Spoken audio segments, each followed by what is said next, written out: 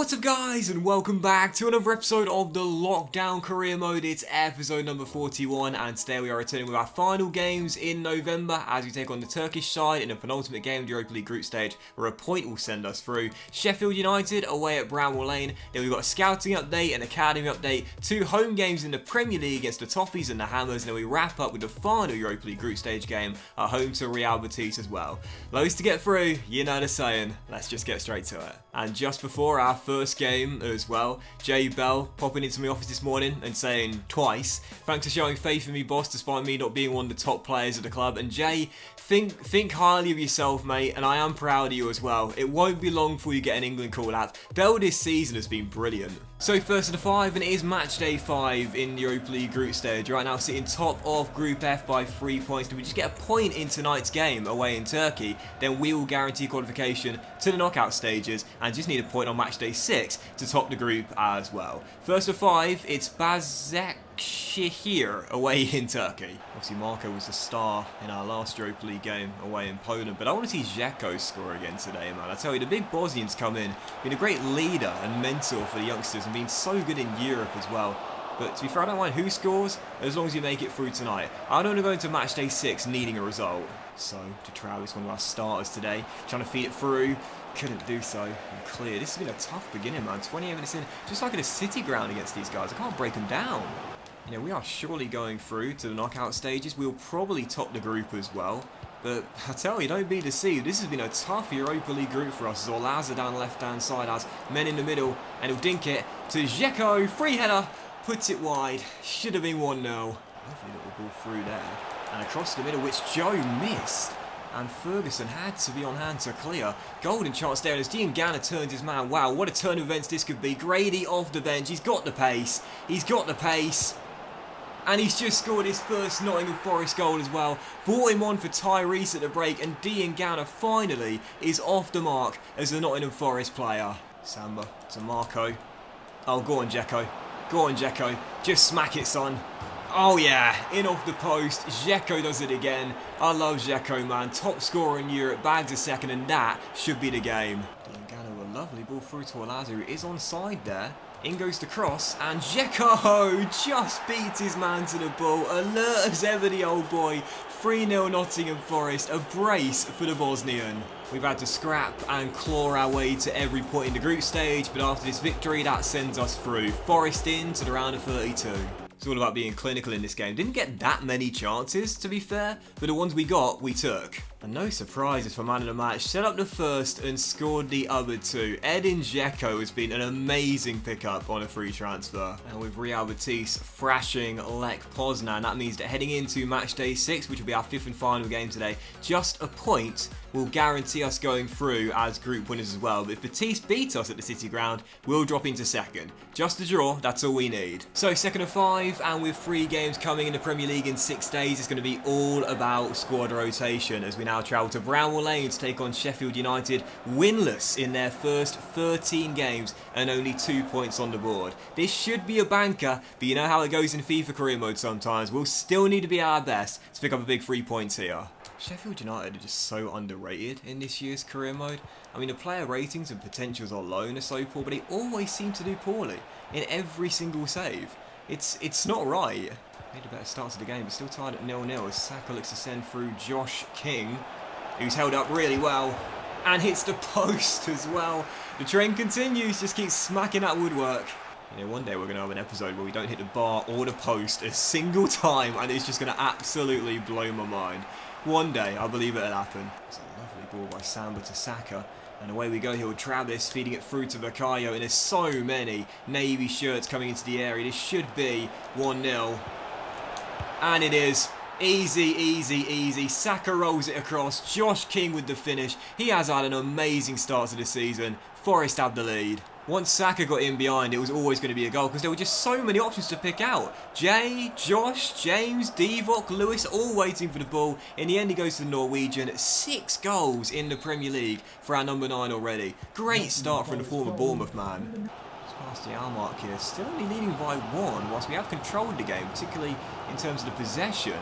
Again, the slender lead means that the Blades are still in this. I feel like we need a second goal to surely wrap this up as Tyrese finds Origi, lets it run through his body, and I don't know why he took a first touch, they didn't need to, but he still gets away, and finishes it off, drills it past for Rips into the back of the net. What a start for Divock and Josh. They've been amazing. Ben Osborne with Mason coming to shut him down and put them under pressure, and as he wins it back high up the pitch there, I love Mason when he charges out to win it in a dangerous area and continue to run forward as well. Great chance for a third. Watson in the area, waits, and oh god, what was that?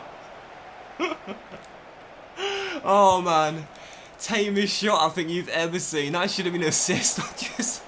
That's what you call a feather touch in Lee Carvalho's putting challenge. I really hope someone gets that reference. 2-0 the final score. Blades blunted. Their winless run continues, but for us, a big 2-0 performance. And once again, solid at the back and very good when going forward. A winning combination. Should have gone with a power drive instead of feather touch. Someone please get that reference. But dominated possession today. That was really nice to see. And so just before our first game of the month, as we take on the Toffees, as it is the 1st of December, we've got 2 scouting updates and academy update as well. Oh, Callum Cox looks like he could be quite good. Same with Elliot Baker as well. See, this is the thing for me. I said this in the last episode. You know, when you do 1 month's worth of scouting, you never seem to pick up anyone good in the first month. I don't know why, but it seems like your scout just doesn't seem to find anyone half decent. But got 3 players here that could be really good.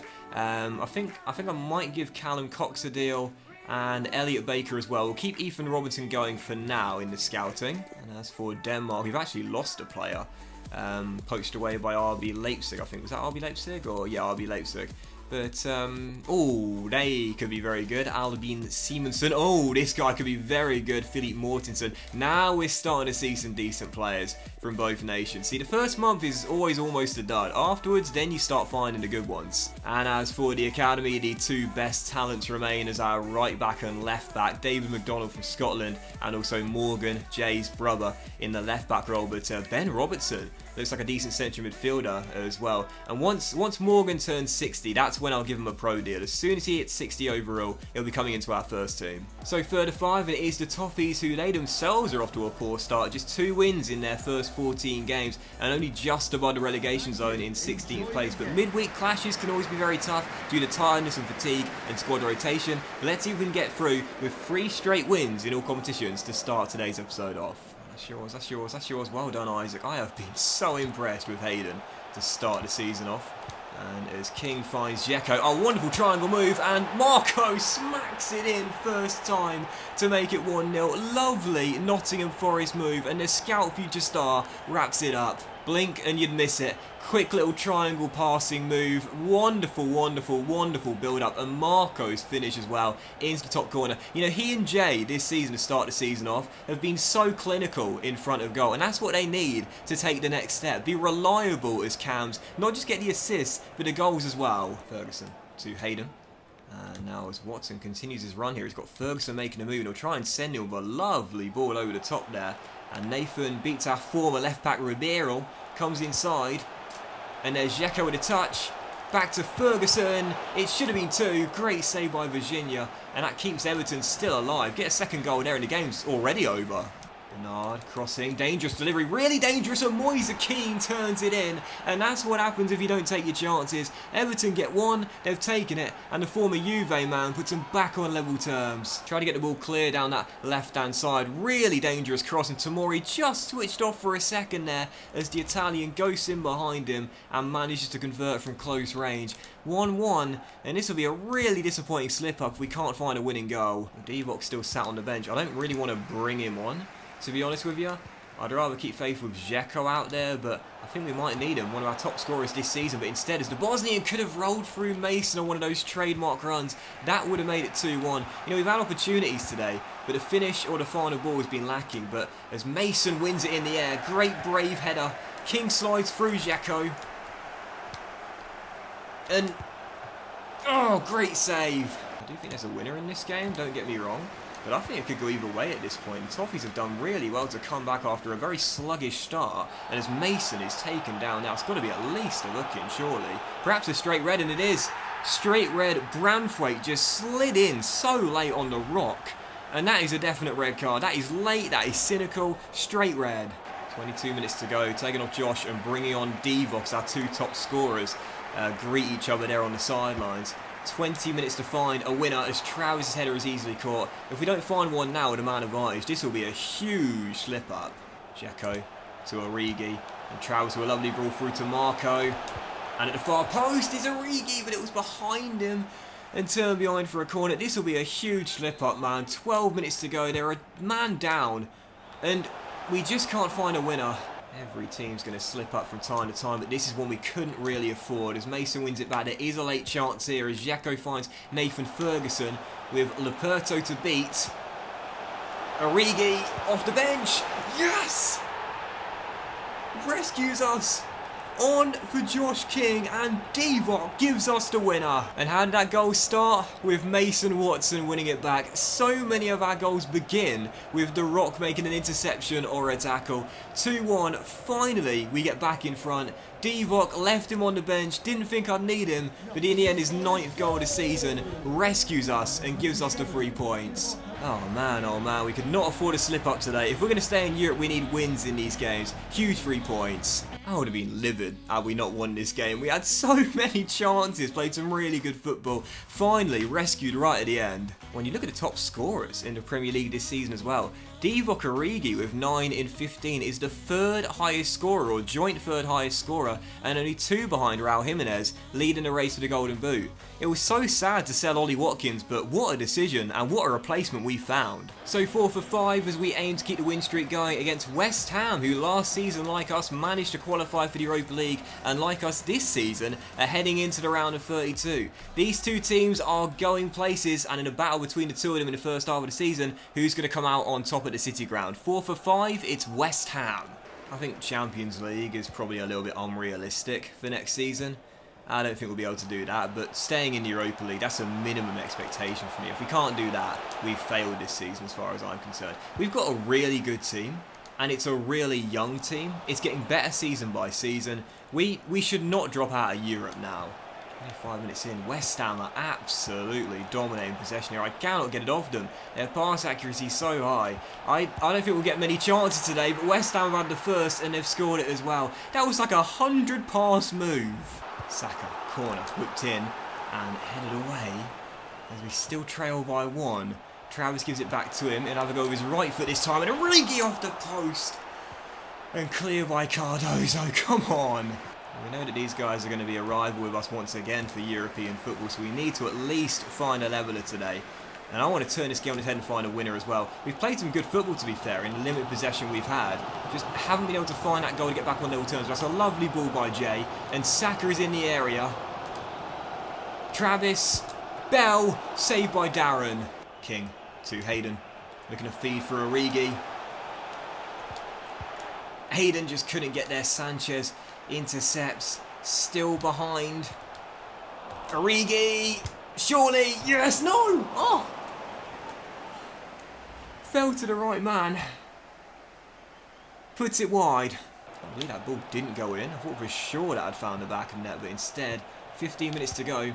Not looking good. West Ham is surely going to win this now as Wilshere wraps it up. Jack Wilshere drills it in, and West Ham come to the City Ground and claim a priceless win.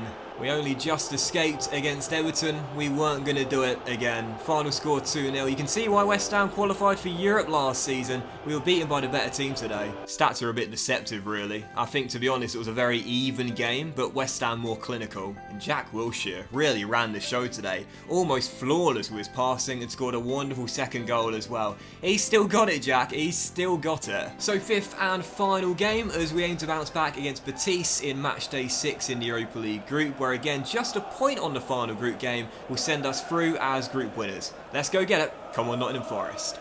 Ghana controls. Looks for a bit of space to bend one. That's not too far over the bar from Grady.